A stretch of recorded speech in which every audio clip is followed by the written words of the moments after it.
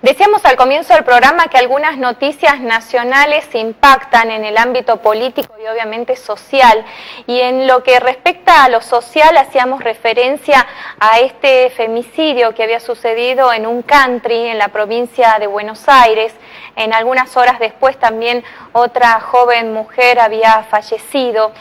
Bueno, esto que se suscita a diario, donde realmente todos los mecanismos que se ponen en práctica parecen no ser suficientes y donde evidentemente, en este caso en particular de Buenos Aires, hay algunos órganos de la justicia que han fallado con respecto a esta posibilidad de un encuentro entre un hombre y una mujer cuando ya había muchísimas denuncias efectuadas durante 11 meses.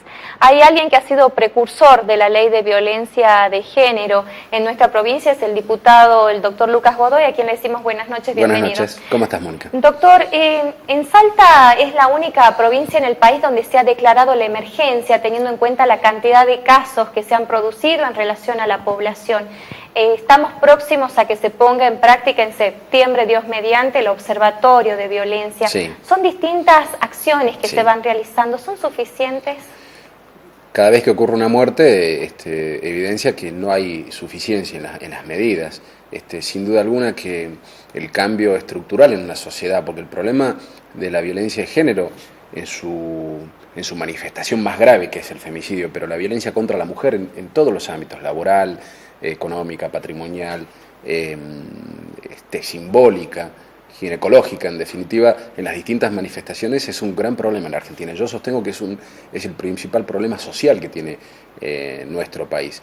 Y ese cambio en la sociedad de una manifestación estructural machista, misógina, que naturaliza la violencia, no se va a dar en el corto plazo. Esto creo que es algo que debe decirse, porque si no pareciera que una ley va a cambiar una realidad y no es tan así.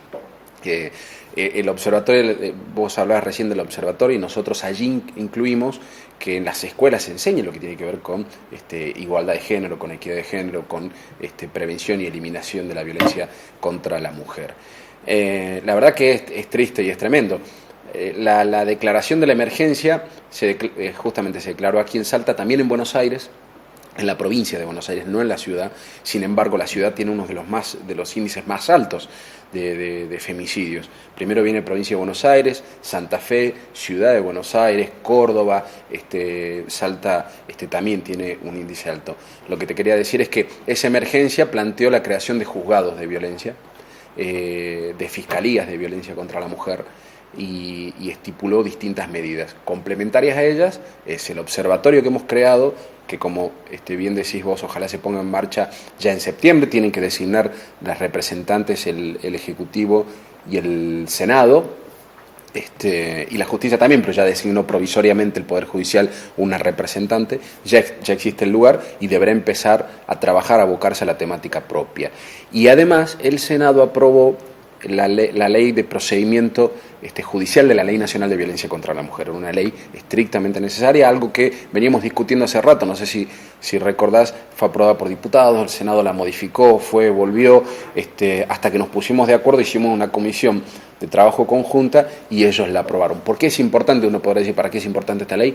Porque marca el camino del ejercicio de los derechos de las mujeres en los distintos tipos de violencia, como las que te acabo de nombrar. Si bien, digamos, tenemos mayor cantidad de femicidios de hombres para con mujeres, ¿qué pasa, doctor, cómo lo ve usted, ¿no? Hace algunos días nada más en Salta tuvimos una situación a la inversa, donde la mujer es la que le provoca la muerte al hombre. ¿O qué hubiera pasado si este padre de Buenos Aires, en vez de matar a la mujer en esta reacción violenta, o como se quiera llamar, ya lo determinará la justicia, mata a un hijo varón? Sí. ¿No cree que nos hemos quedado corto con respecto a hacer una ley muy sectaria? No, porque las leyes que regulan el homicidio existen en el Código Penal. Cuando se creó la figura del femicidio tenía que ver con el agravamiento de las penas y la visibilización de la situación. Si hay una situación de discriminación, una situación de violencia hacia la mujer, lo que había que hacer era, además de visibilizarla, de dictar las normas específicas para el asunto específico. Por eso a mí me pareció fenomenal la creación de la figura del femicidio como agravante de una y la ley que sea específicamente de género y que haga alusión a la mujer. Y la ley que sea específicamente de género, porque el problema es verdaderamente estructural, que no se puede justificar ni siquiera por culturalmente, porque por ahí uno dice, no, bueno, eso es cultural. La violencia contra la mujer no tiene ningún tipo de justificación, ni cultural, en ninguna, ni en comunidades aborígenes, ni en criollos, ni en ningún lado. Y entonces hay que actuar con leyes específicas. Esta era una de las discusiones que teníamos con el Senado. Había que actuar con leyes específicas para la situación de violencia en particular. En el caso de esta mujer que vos contás, ha sucedido muchas veces esta vieja figura, porque yo estaba escuchando o leyendo algunas declaraciones del abogado de este hombre que la mató a la mujer en el country, argumentando la emoción violenta. Me parece que es una figura arcaica y que lo que hace es revictimizar a la víctima. No se puede argumentar, porque esos eran los viejos justificativos en ese momento. No, tiene emoción violenta porque la mujer algo habrá hecho, hizo algo, tenía un amante. Esos eran viejos justificativos y se utilizaba esta figura que es lamentable de la emoción violenta. Doctor, hablando con respecto a las intervenciones que tiene el Estado, hay un organismo que es muy importante lo que hace en materia social, como es la Cooperadora Asistencial de la Capital, sí, donde una serie de empresas privadas derraman impuestos allí para que se solvente, digamos, y se atienda socialmente a los más necesitados. Exacto. Usted ha planteado en los últimos tiempos, algo desde hace mucho tiempo, la necesidad que sea la iglesia o las iglesias las que realmente lleven adelante esta gestión. ¿Por qué se plantea esta figura? ¿Es porque el Estado o los organismos públicos no son capaces de llevar correctamente la asistencia o por qué? A ver, yo creo firmemente en la necesidad de la articulación con los distintos sectores representativos. Convengamos que la iglesia hoy no tiene participación. Hoy no tiene participación. La Cooperadora Asistencial, cuando se creó, planteaba esa participación, no solamente de la iglesia, sino de otros sectores, docentes, médicos, hablaba de los directores de los hospitales que tengan participación en las cooperadoras. Recordemos, la cooperadora no solamente en Capital, sino en los 59 municipios, próximamente los 60 municipios de la provincia. Había una mayor representación, una mayor pluralidad, una mayor heterogeneidad en la representación. Lo que queremos hacer, o esta es la idea, es volver a esa mayor representación con sectores que tengan una participación activa en lo que es acción social, básicamente. Por eso hablamos de las iglesias, no en el aspecto religioso, esto que quede absolutamente claro, sino en el aspecto en el cual trabajan y mucho, que es en el aspecto social. ¿Qué presupuesto maneja la Cooperadora Asistencial? Depende de la localidad, naturalmente. Hablamos de Salta Capital. Hablamos de Salta Capital. La Cooperadora fue aumentando exponencialmente su presupuesto. Vos lo planteaste bien.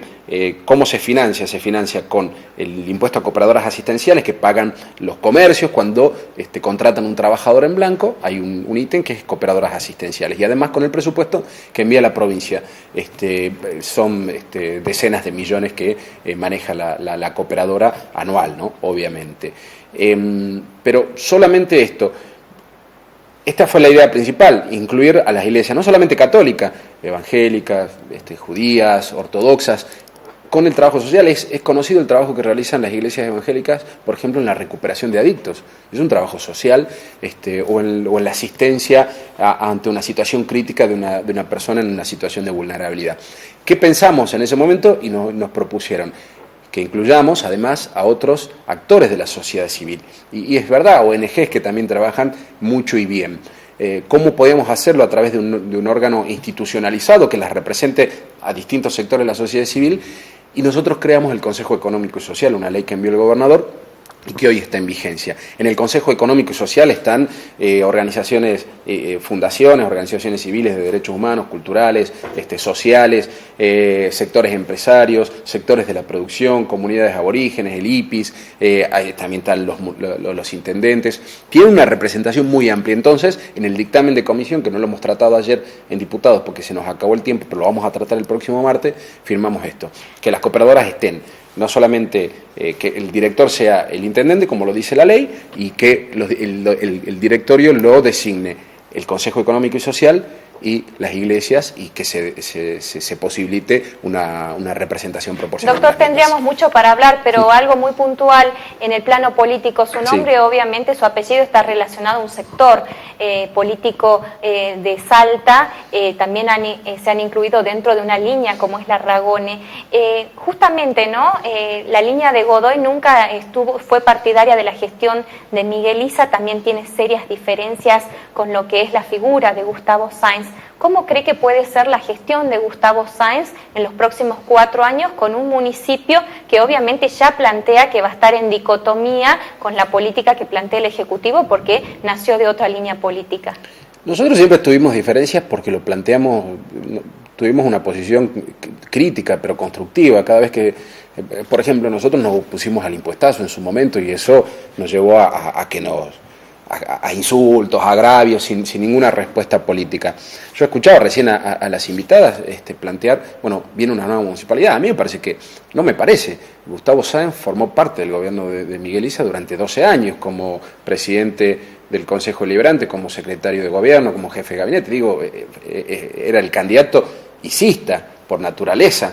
De todas maneras, yo le deseo el mejor gobierno porque hace falta mejorar muchas cosas en la ciudad, así que ojalá que tenga el mejor gobierno y que sepa llevarlo adelante. ¿A qué se debe que siempre ganan las internas pero no logran posicionar candidatos en lugares relevantes como podría ser una municipalidad?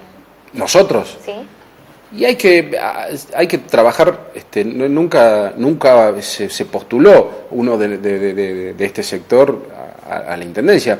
Pero lo que pasa es que si no es achicar mucho la política, nosotros formamos parte del peronismo y se decidió que el candidato del peronismo era, o del Frente para la Victoria, era Javier David. ¿Con esto quiere decir que resignan espacios? No, construimos colectivamente y en definitiva de eso se trata. Si vamos a hacer política para soy yo, estoy yo, bueno, es difícil, así no es constructivo para nada y me parece que hay que tener otra visión.